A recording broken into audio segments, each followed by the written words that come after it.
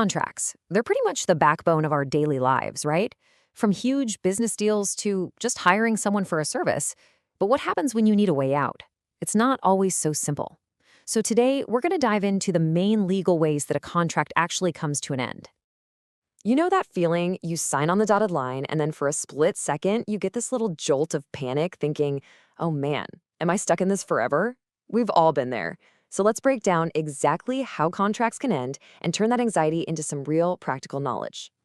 And to make this all make sense, we're going to stick with one simple story the whole way through. So picture this. You've planned a massive family reunion. It's a big deal.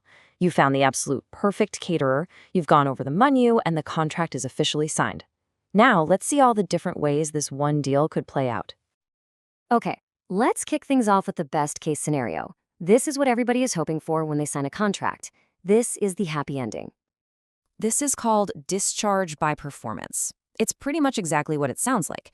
In our reunion story, this is the perfect outcome, right? The caterer shows up, the food is amazing, everyone is happy, and you pay the bill. Boom. Both of you did exactly what you promised to do, the contract served its purpose, and now it's done. Finished. Simple as that. But, life happens. It's not always so neat and tidy. Plans change. So what happens when you and the caterer both agree that the original plan just isn't going to work anymore? And this happens all the time, doesn't it? Maybe your most important relative can't make the original date, or maybe the caterer has this brilliant new menu idea they want to try. Well, luckily, the law has some flexibility built right in for this exact situation.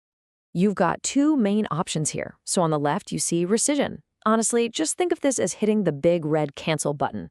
You both agree, you know what, let's just call the whole thing off. The reunion's not happening, the original contract is torn up, and you both go your separate ways. No hard feelings. Now, your second option on the right is alteration. This is more like taking a pen and making an edit. You both agree to just change a key part of the deal. Maybe you push the date back a month, or you swap out the main course. The main contract is still alive, it's just new and improved. All right, now for a little drama. Our story's about to take a turn. Let's get into the messy stuff. What happens when one person just says, you know what, I'm out. I'm not doing it. There's a fancy legal name for this, anticipatory breach. And that word, anticipatory, is the key here. It means somebody backs out before the big day. So imagine a week before your reunion, the caterer calls you up and says, so sorry, we have to cancel.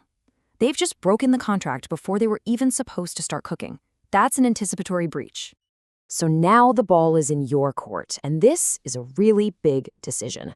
Option 1, you can treat the contract as broken, right then and there, and sue them for any damages. This lets you move on fast, find a new caterer, and try to save the party. But then there's option 2. You could wait.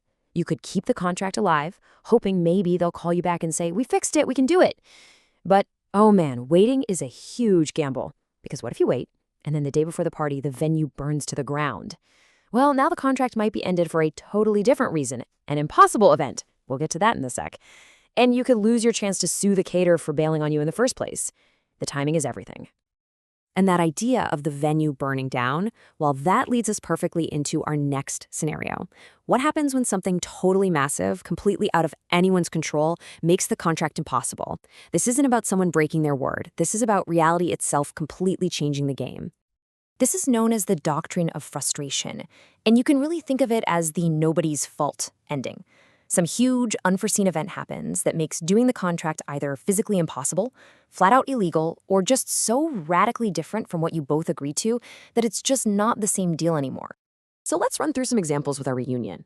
What if the venue actually burns down? That's destruction of the subject matter. Or what if a sudden citywide health mandate bans all large gatherings? That's a change of law. What if the whole point of the party was to celebrate your great-grandmother's 100th birthday and she suddenly can't attend? That's a failure of purpose. Or what if your caterer is a world-famous solo chef and they get seriously hospitalized? In all of these no-fault situations, the contract can be legally frustrated. And when that happens, the effect is immediate and absolute. The moment that frustrating event occurs, the contract becomes void. It just stops, dead in its tracks. Neither you nor the caterer has to do anything else from that point on. But wait a minute, what about the huge deposit you already paid the caterer? This is where a really important legal idea called restitution steps in. The law basically says that when a contract ends like this, nobody should be unjustly enriched.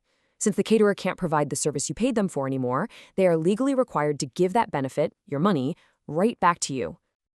So everything we've talked about so far started with a real contract. But for this last part, we're going to look at a really fascinating legal idea.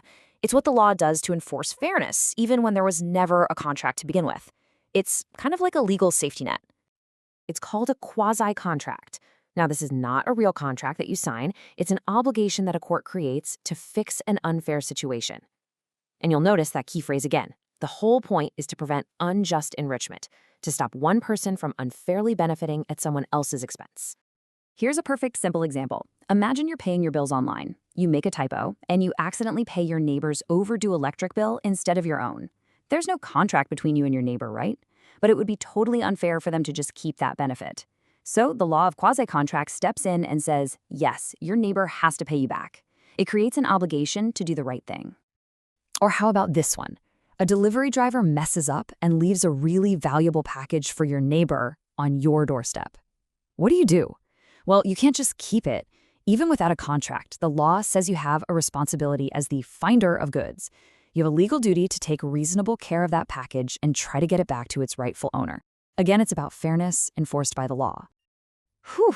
So after that whole journey, from the perfect ending to broken deals and even natural disasters, let's bring it all home and wrap up the key things you need to remember.